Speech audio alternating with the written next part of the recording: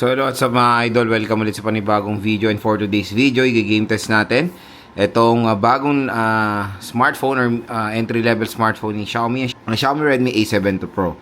Maganda kaya to, tara pag-usapan natin.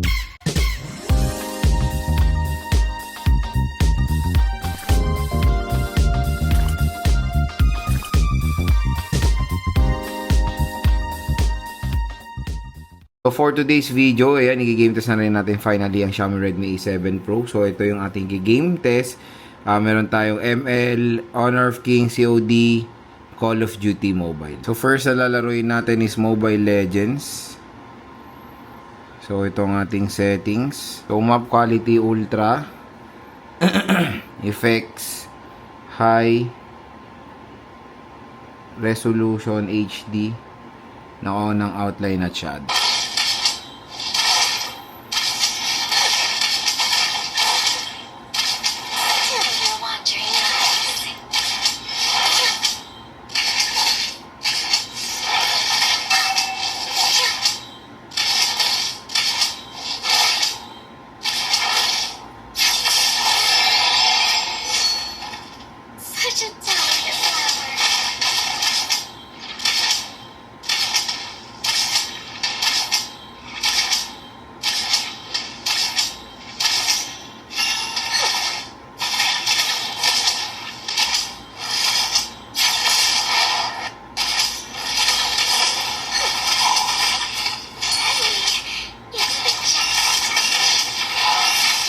So pagdating sa Mobile Legends, napakaganda ng performance din naman dyan ni Xiaomi Redmi A7 Pro. Meron lang tayong mga slight frame drops na na-experience along the way, pero manageable naman siya mga idol. So next is COD. Set natin yung settings niya. So Battle Royale.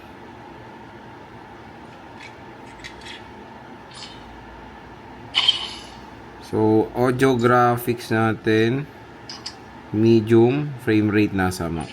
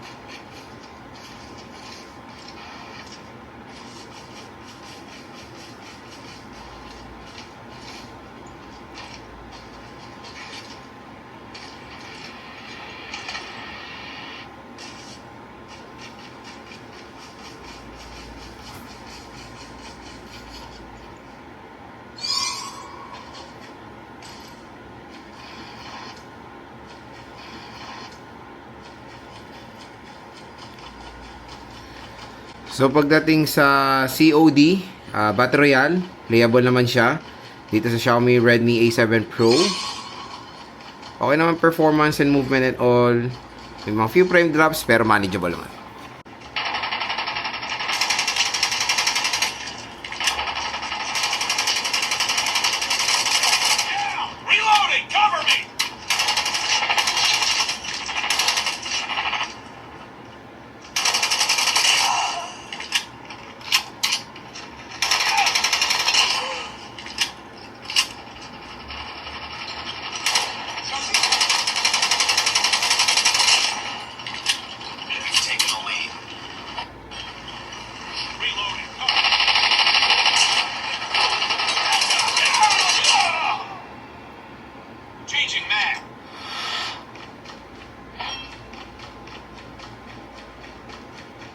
So pagdating sa COD multiplayer, maganda performance din dyan ni Xiaomi Redmi A7 Pro. Although may mga few frame drops naman din na experience tayo, pero yun manageable naman. Ayan, no?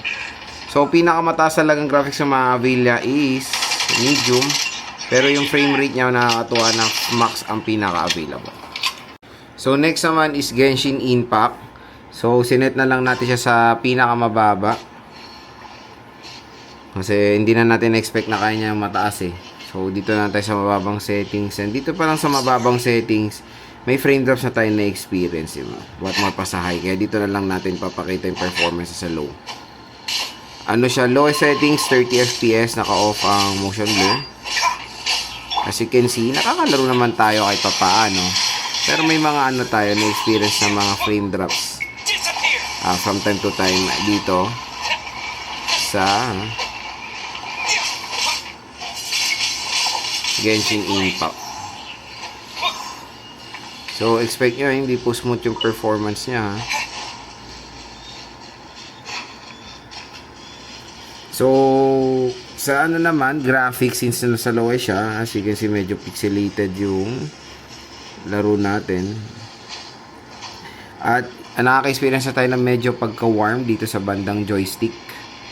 Expect nyo na high, ano to eh, AAA game to eh.